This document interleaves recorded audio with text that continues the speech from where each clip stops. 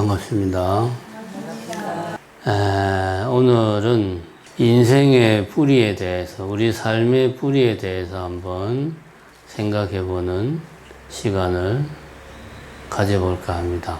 제가 이제 지난주에 휴가를 갔다 왔는데, 어디 좋은 데 놀러 간 건 아니고, 경주를 갔다 왔어요.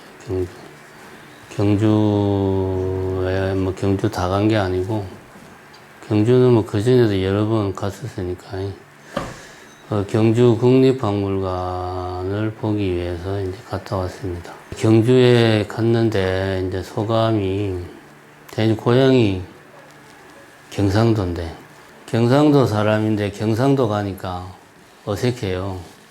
마치 남의 동네 온 것 같아가지고, 너무 어색해. 근데 내가 그러면 전라도 사람이냐? 그것도 아니죠. 전라도 땅에 있으면 말투부터가 차이가 나니까. 그래도 또 여기서 태어난 사람도 아니고, 여기서도 따지고 보면 이방인이고, 이제는 경상도로 가도 영 낯설어가지고 그쪽도 이방인이고, 우리 같은 사람은 이제 어디를 가나, 이방인이죠. 뿌리가 없는 사람들이요. 어디를 가나. 요런 사람을 이제, 이방인이라는 표현도 쓰지만, 경계인이라는 표현도 씁니다. 경계에서 있는 사람. 어디에 속하지도 않고, 경계에서 있는 사람. 경상도에 태어났는데 경상도 사람도 아니고, 전라도에 사는데 전라도 사람도 아니고, 우리는 그렇다고 서울 사람이냐? 서울 사람도 아니고, 그냥 이방인이죠, 이방인. 뿌리가 없는 사람들이에요. 경주에 가서 첫 느낌이 경상도에 왔는데 왜 이렇게 낯설고 어색할까 하는 느낌을 받았습니다. 이게 이제 왜 이런 생각을 하면 한편으로 이래도 괜찮은가 하는 생각이 마음 한편에서 드는 이유는, 자고로 사람이라 하는 짐승은 무리지어 살도록 그렇게 진화를 했어요. 호랑이나 표범 같은 이런 동물은 혼자 살도록 진화를 했지만, 우리 사람은 그렇게 진화를 안 했어요. 무리지어 살도록 진화를 해가지고, 무리 속에 있으면 마음이 편하고 안정감을 느끼고 불안감이 없고, 무리를 벗어나면 불안하고 안정감이 없고 뭔가 이게 아닌 것 같은 생각이 들고 그렇죠. 그래서 옛날에는, 오래전 옛날도 아니고 조선시대 정도만 가도 굳이 말하면 벌이라고 할 수 있는 것 중에 하나가, 마을에서 그 사람을 쫓아내면 갈 데가 없어요, 그 사람이. 그 마을에서 태어나고 자라고 쭉 생활해왔기 때문에 그 마을을 벗어나와서 뿌리를 내린다는 것은 쉬운 일이 아닙니다. 아주 특이한 남사당 같이 아예 그냥 전국을 떠돌아다니면서 사는 집단이라거나, 아니면 스님들 같이 전국에 사찰이 있어가지고 스님들만의 그런 공동체가 딱 만들어져 있는 경우가 아니면, 그 마을에서 쫓겨나면 그걸로 극단적으로 말하면 생명의 위협까지 느끼게 되죠. 그 정도로 우리는 무리지어 사는데 맞도록 진화를 한 동물이다. 그게 사람의 특징입니다.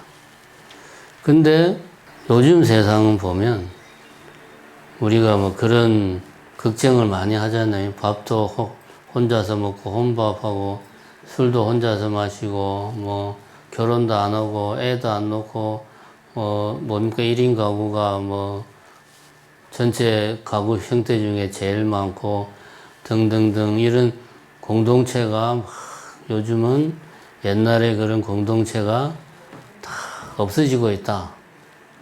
그런 걱정을 하는데, 옛날에 그런 촌락 공동체다, 이런 것들은 없어졌을지 몰라도 여전히 우리가 어딘가에 속하고자 하는 마음은 예나 지금이나 똑같아요.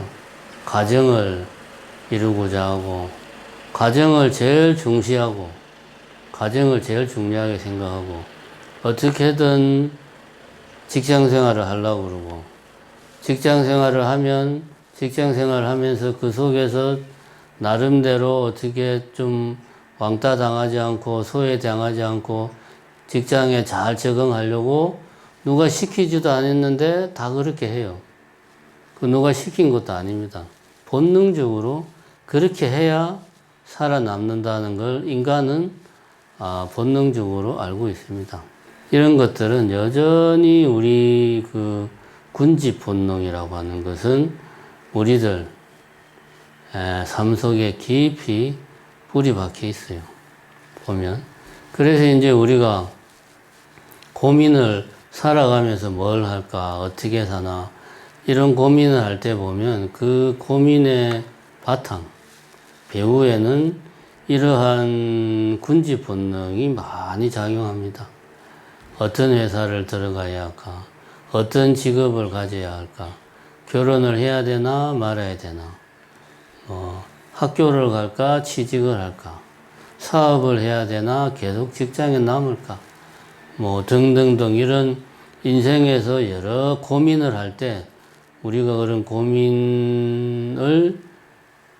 고민에서 나름대로 변수로 작용하는 게 우리도 모르게 그런 군집 본능.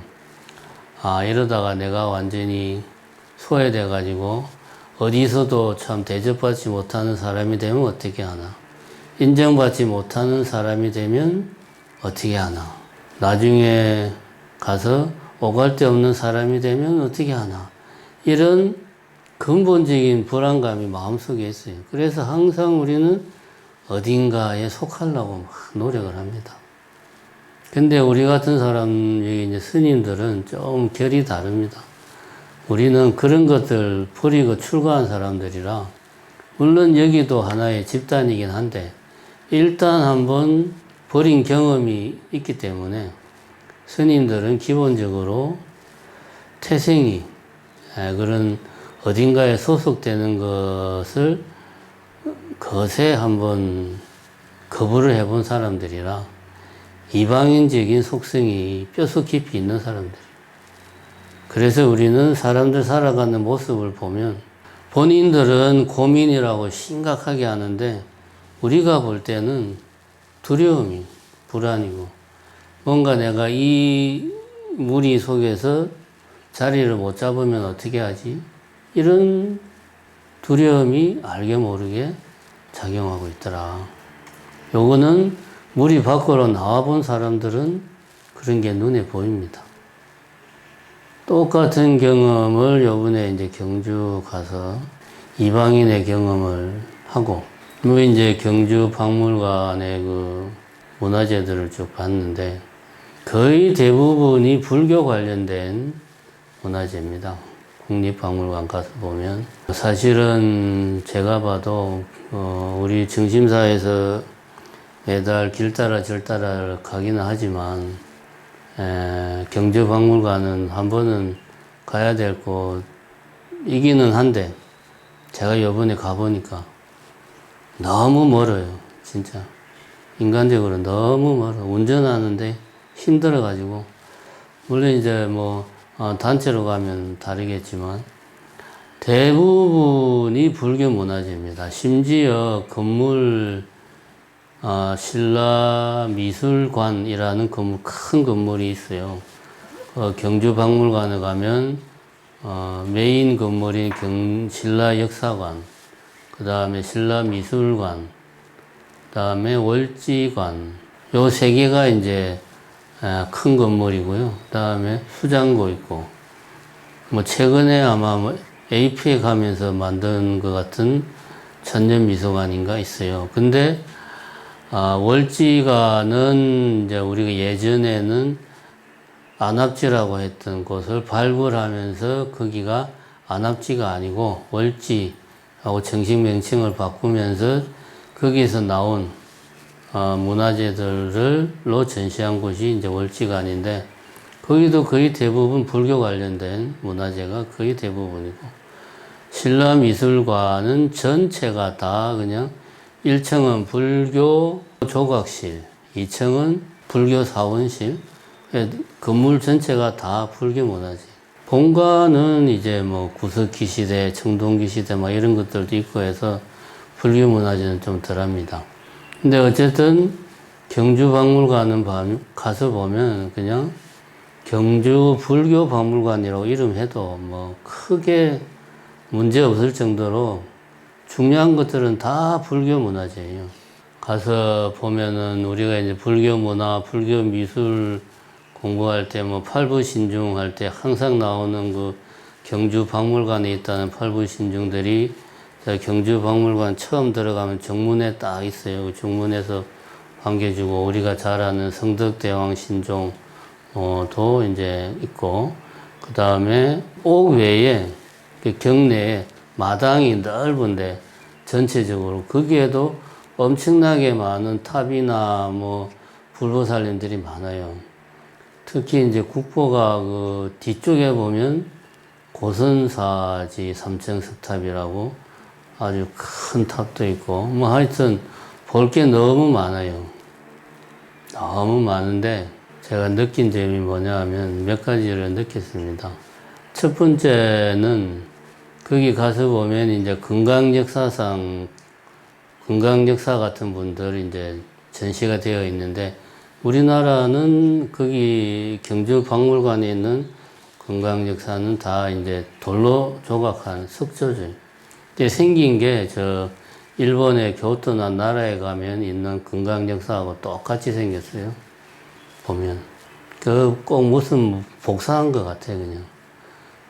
이게 그런 거 보면 확실히 이 삼국시대의 불교 문화가 일본으로 건너갔구나 하는 걸 우리가 확실하게 그걸 보면 알 수가 있습니다.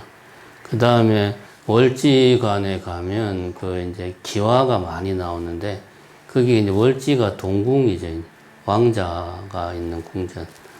그게 이제 거기서 발굴해서 기와가 뭐 수막새 이런 것들 많이 나왔는데, 그런 것들이 보면 백제 저기 부여박물관이나 공주박물관에도 가면 그 수막새나 기와가 전시가 많이 되어 있어요. 똑같이 생겼어요. 그 무슨 도깨비 문양 같은 것도 보면 똑같이 생겼어요. 심지어 치미도 보면, 치미는 이제 지붕 양쪽 어깨에 이렇게 튀어나와 있는 치미도 똑같이 생겼어요. 우리가 삼국시대라고 백제하고 신라하고 뭐가 많이 다를 거다 생각했는데 안 그렇습니다. 기본적인 것들은 삼국 간에 전쟁도 많이 했지만 교류도 많이 했기 때문에, 우리가 그 불국사의 석가탑을 백제의 석공이 만들었잖아요. 그건 누굽니까? 뭐 하여튼 백제의 석공이 뭐 만들었는데 마누라가 보고 싶어서 어쩌고 저쩌고 막 그런 이야기 있잖아요. 우리 같은 중생들은 그런 거 보면 이거는 신라 양식, 이거는 백제 양식, 서로 이렇게 다르네. 막 다른 점을 우리는 부각시키고 막 그러는데, 신라의 약사예례불이나 백제의 미륵부처님이나 나라의 뭐 일본 교토의 건강역사나 다 보면 우리 불국토를 장엄하는 분들이다. 다 부처님을 지키고 호위하고 중생들을 제도하기 위해서 거기에 계시는 분들이에요. 근데 우리는 어떻게 하면 저분들은 서로 어떻게 다른가 차이만 보려고 하니까, 요게 중생들의 마음이다.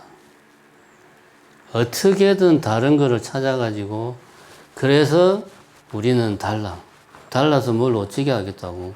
하나라도 같은 걸 찾아야지. 이게 중생들의 마음이구나 하는 것을 느꼈습니다. 세 번째는 가장 크게 느낀 건데, 경주박물관에 가서 보면 주로 이제 석조가 아마 돌을 깎은 게 많은데 보존 상태가 아주 좋아요. 보고 있으면 이 내같이 신심이 별로 없는 중도 보면 그냥 신심이 막 생깁니다. 마음속에서 그냥 신심이 막 우러나. 왜 그럴까? 그게 대부분 보면 1000년이 넘은 것들이에요. 보면 1000년이 넘도록 그 모습 그대로, 물론 처음보다는 많이 훼손됐겠지만 그 모습을 유지할 수 있었던 것은 그 신라 사람들이 그것을 처음 만들 때 정성을 많이 쏟아가지고 정말 정성을 쏟아서 그거를 조성을 했다 이게. 그러니까 그게 1000년을 가는 거예요. 1000년을 가려면 그만큼의 정성이 들어가야 돼요. 기계로 찍어가지고 그게 1000년 가겠습니까? 안 갑니다. 그 자체의 강도는 가능할지 몰라도 사람들이 중요하게 생각을 안 하니까 관리를 안 하겠죠. 그럼 1000년을 못 가요. 근데 신라의 그 스탄 경주 국립박물관에 있는 문화재들은 다 기본적으로 1000년을 버틴 분들이에요. 물론 그 중에는 목이 없는 부처님도 계시고 뭐 그렇습니다. 경주 쪽이 은근히 보면 지진이 많아가지고 지진 때문에 목이 떨어진 부처님들이 많더라고. 그렇긴 합니다만 1000년을 버티려면 그만큼의 돌에도 생명력이 들어가야 돼요. 그러한 생명력은 결국은 정성, 그만큼의 정성이 들어가야 돼요. 정성이 없으면 1000년을 버틸 수가 없어요. 그 정성은 어디서 나오냐? 만든 사람들의 믿음에서 나오는 거죠. 정성을 가지고 간절한 마음으로 만들었으니까 1000년을 가는 거지. 하기 싫은데 억지로 만들었으면 1000년을 가겠습니까? 우리가 상식적으로 생각해도. 신라인들의 삶은 뿌리가 확실하게 불교라는 토양에 확실하게 뿌리를 내리고 있었다. 제가 보고 세 번째 느낀 건 그거였습니다. 우리 삶에서 뿌리라는 게 왜 중요하냐? 뿌리가 왜 중요하냐? 우리가 살다 보면 인생이 흔들릴 때가 많습니다. 아까 처음 말했던 우리는 어디인가 속하고 싶어하는 본능도 있습니다. 당연히. 그래서 항상 무리 짓고자 하고 혼자 있는 걸 싫어해요. 그런 것 우리가 흔히 어딘가에 뿌리를 내린다 하는 말을 우리는 상식적으로 쓸 때 어디에 속한다는 뜻으로 많이 써요. 어딘가에 이제는 좀 뿌리를 내리고 살아야지. 니도 이제 나이를 먹었으니 더 이상 그렇게 막 떠돌이처럼 떠돌아다니지 말고 직장 한 군데 정해서 좀 딱 진득하니 살아야 되지 않겠어? 이 말은 어딘가에 소속을 해야 된다라는 의미로 쓰이는 거지 실제 뿌리를 내리는 의미하고는 좀 다르다. 오히려 뿌리를 내리면 어떤 나무가 뿌리를 깊게 내리고 있으면 바람이 불어도 안 넘어지죠. 뿌리가 약하면 태풍이 불면 넘어집니다. 뿌리가 이렇게 깊게 들어가지 않는 애들은 태풍 오면 다 넘어집니다.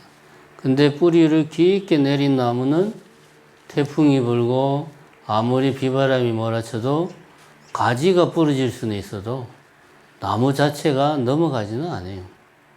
부러진 가지는 나중에 다시 나오면 됩니다. 뿌리를 깊게 내린다는 말은 인생이 흔들리지 않는다는 말. 우리는 그러면 무엇에 흔들리는가? 내가 보고 듣고 맛보고 냄새 맡고 이런 것들에 우리는 흔들려요. 내 주변 사람이 하는 말에 그 말을 듣고 화가 나. 주변 사람의 행동 때문에 기분이 상해. 이런 것들이 흔들리는 겁니다. 내 인생이 흔들리는 겁니다. 이런저런 일 때문에 잠이 잘 안 와. 그게 내 삶이 흔들리는 거예요. 뒤척뒤척 하다가 밤새 뒤척뒤척 하다가 아침에 잠이 깼는데 잠이 깨자마자 그 일이 제일 먼저 떠올라. 이게 내 인생이 흔들리는 거예요. 여러분들 일상에서 이런 일들이 아주 많을 겁니다. 제가 뭐 구체적으로 예를 들지 않더라도 이런 일들이 많을 겁니다. 인생이 흔들리지 않는다는 것은 주변의 그러한 것들에, 주변 사람들의 언행에, 세상이 험악하게 돌아가는 것에, 각종 천재지변에 내 마음이 동요하지 않는다는 거죠. 그게 흔들리지 않는 거예요. 그렇게 내 마음이 흔들리지 않으려면 어딘가에 뿌리를 깊이 내려야 된다.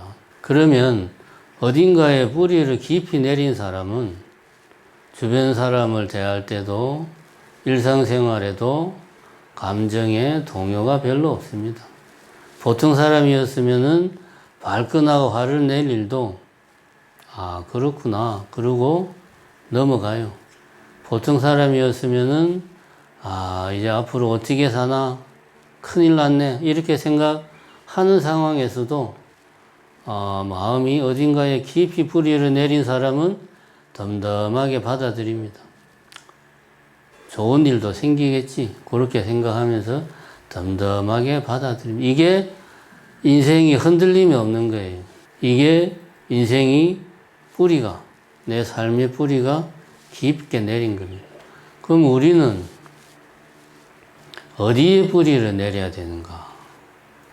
제가 이번에 경주 박물관에 가서 보고 배운 건 다른 게 아니고 부처님의 가르침이라는 토양에 깊게 뿌리를 내리는 게 가장 중요하다. 지지난주인가 제가 중앙선관위 이야기하면서 그런 파세나디 왕과 부처님의 대화를 이야기했습니다. 기억이 나실지 모르겠지만 파세나디 왕이 제가 이제 일국의 왕이 되어서 국민들을 행복하게 하고 영토를 지키는 그런 훌륭한 왕으로서 내 역할을 충분히 다하고 있습니다. 세존께서는 어떻게 생각하십니까? 그러니까 세존이 부처님께서 하시는 말씀이 지금 동서남북에서 큰 구름 같은 산이 몰려와 가지고 사람들을 다 짓밟고 있다고 하면 이런 상황에서 국왕께서는 어떻게 해야 합니까? 라고 부처님이 반문을 하니까 제가 그런 상황에서 할 일이 뭐가 있겠습니까? 법대로 살고 공덕을 쌓고 착한 일 하는 것 말고는 제가 할 일이 뭐가 있겠습니까? 이렇게 이야기하니까 부처님이 중생들의 삶이라고 하는 것은 나고 병들고 늙고 죽는 이런 큰 번뇌가 한순간도 쉬지 않고 우리를 향해서 달려오고 있는데 이런 근본적인 문제를 해결을 해야지 그 외 다른 것들은 부차적인 문제예요. 가장 근본적인 문제는 이런 문제들이야 라고 부처님이 이야기하면서 이런 문제를 해결하기 위해서 열심히 노력해야 돼 라고 부처님이 이야기를 했습니다. 그 이야기가 뜻하는 바가 뭐냐? 부처님의 가르침은 인생을 어떻게 하면 잘 살 거냐? 어떻게 살면 우리 가족이 행복할까? 어떻게 해야 내가 직장에서 인정을 받을까? 이런 거를 가르치는 게 아니라는 거죠. 어떻게 하면 우리 국민들이 행복할까? 중요한 문제이긴 하지만 부처님은 그거보다 더 근본적인 문제, 가장 근본적인 문제, 죽음에 대한 두려움, 병들고 늙고 죽고 하는 그런 근본적인 우리 안에 있는 번뇌를 어떻게 내가 해결할 거냐 하는 가장 근본적인 문제에 대한 가르침이 부처님의 가르침이다. 그러한 부처님의 가르침에 바로 우리가 뿌리를 내려야 될 토양이다. 왜냐하면 가장 근본적인 문제에 대해서 우리가 흔들리지 않고 확고한 믿음이 있어야 아까 말한 그런 부차적인 것들, 가정이 행복하고 직장에서 인정받고 안정된 사회생활을 하고 이런 것들은 그 위에 있는 것들이에요. 그러니까 인생의 뿌리를 어디에 내릴 거냐? 부처님의 가르침에 깊이 뿌리를 내려야 된다. 요즘 우리가 꼭 명심해야 되겠다. 제가 지난주에 기와에 적힌 소원에 대해서 이야기하면서 인생은 연극이다 이런 비유를 이야기했습니다. 그 비유에 빗대어서 설명을 하자면 우리의 인생은, 우리의 삶은 마치 무대 위에서 여러 가지 우리가 하는 배역과도 같아요. 어떤 때는 내가 배역, 행인이라는 배역을 하기도 하고, 청소부라는 배역을 하기도 하고, 엄마라는 배역을 하기도 하고, 선생이라는 배역을 하기도 하고, 깡패라는 배역도 했다가, 도둑놈이라는 배역도 하다가, 이런 다양한 배역들을 살아가면서 해요. 그거는 내가 아닙니다. 그거는 내가 맡은 역할이에요. 나는 스님이다. 아니에요. 나는 지금 스님이라는 배역을 연기하고 있을 뿐이에요. 나는 엄마다. 아닙니다. 나는 지금 엄마라는 배역을 맡아서 연기를 하고 있는 거예요. 무대 위에서. 이런 것들은 나무로 치면 가지나 이파리에 해당하는 것들이, 가지와 이파리가 풍성하면 좋죠. 근데 가지와 이파리가 풍성한데 뿌리가 시원찮아. 그런 나무는 어떻게 됩니까? 조금만 바람이 불어도 자빠지죠. 차라리 풀은 가지라고 할 만한 것도 없죠. 이파리만 몇 개 있다 보니까 아무리 태풍이 불어도 풀은 안 넘어집니다. 오히려 이파리나 가지가 무성하면 조금만 바람이 불어도 뿌리가 시원찮으면 넘어져요. 19세기, 20세기 서양 철학을 대표하는 조류 중에 하나가 실존주의고, 그 이전에 근대 서양 철학을 철저하게 부정을 하고 등장한 게 이제 우리가 흔히 알고 있는 니체라는 양반이다. 니체가 따지고 보면 실존주의의 시초다 이렇게 이야기합니다. 니체가 한 유명한 말이 신은 죽었다 그랬지. 신은 죽었어. 그러니까 우리가 초인이 돼야 돼. 신이라는 말은 안 했지만 인간을 뛰어넘는 초인, 슈퍼맨 영어로 돼야 돼 라고 니체가 주장을 했어요. 근데 본인은 미쳐서 죽었습니다. 정신병원에서. 이게 역사적인 사실이에요. 정신병원에서 미쳐 죽었어요. 제 아무리 많은 지식과 철학을 가지고 있어도 삶의 뿌리가 튼튼하지 못하면 오히려 더 인생은 송두리째 흔들리는 겁니다. 중요한 것은 뿌리다. 그러면은 연극으로 치면은 그런 배역은 우리가 이런 배역을 맡을 수도 있고 저런 배역을 맡을 수도 있어요. 오늘은 엄마라는 배역을 맡았다가 내일은 청소부라는 배역을 할 수도 있어. 배역은 그렇게 중요한 게 아닙니다. 어떤 배역이든 내가 잘하면 돼. 인생이라는 무대에서 주인공은 없어요. 다 주인공이에요. 그렇죠? 다 주인공입니다. 그러면 중요한 건 이 무대는 그건 뭐냐? 바로 이 무대를 예를 들면 내가 연기하는 무대가 예를 들면 충장로 저런 데 있는 길거리에서 버스킹을 하는 사람하고 세종문화회관에서 제대로 공연을 하는 사람하고 누가 더 그 사람의 삶이 더 빛나고 의미 있는 삶일까? 따지고 보면 세종문화회관에서 반듯한 데서 제대로 해야지. 길거리 버스킹 같은 무대에서 하는 것보다 불교는 부처님의 가르침은 배역을 내가 얼마나 어떤 배역을 맡을 거냐 이거에 대해서 이야기하는 게 아니에요. 네가 지금 연기하고 있는 무대가 지금 어떤 무대냐. 그 무대를 네가 잘 좀 만들어라. 그 무대에 대한 설계도가 바로 부처님의 가르침이다. 우리가 무대가 튼튼해야 그 위에서 여러 가지 배역을 내가 잘할 수 있어요. 그래서 인생의 뿌리가 중요하다. 인생의 뿌리는 연극으로 치면은 무대를 튼튼하게 만드는 거예요. 그래서 인생의 뿌리가 중요하다. 우리는 그 인생의 뿌리를 불교라는 그 그 토양에 기름진 땅에 우리의 뿌리를 내려야 되겠다. 부처님의 가르침은 어떻게 하면 내가 내 인생의 뿌리를 튼튼하고 깊게 내려갈 수 있도록 내 뿌리를 내가 잘 만들 것인가에 대한 가이드가 부처님의 가르침이죠. 결국 뿌리를 깊이 내리는 것은 그것은 신심이고 수행력이다 이거죠. 많이 아는 거는 나무에 이파리가 무성하고 가지가 막 뻗어나간 거예요. 아는 거는 적당히 알면 됩니다. 뿌리를 깊이 내려야 돼. 중요한 것은 믿음이고 신심이다. 신라인들이 믿음이 그만큼 간절하고 믿음의 깊이가 깊었기 때문에 신라인들의 정성은 1000년이 넘도록 우리들에게 전해지고 있다. 지금 우리들의 믿음은 과연 몇백 년이나 전해질까? 생각을 해보십시오.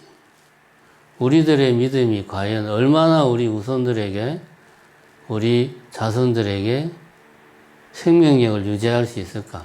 이런 생각을 하면 정신이 번쩍 듭니다. 1000년 뒤에,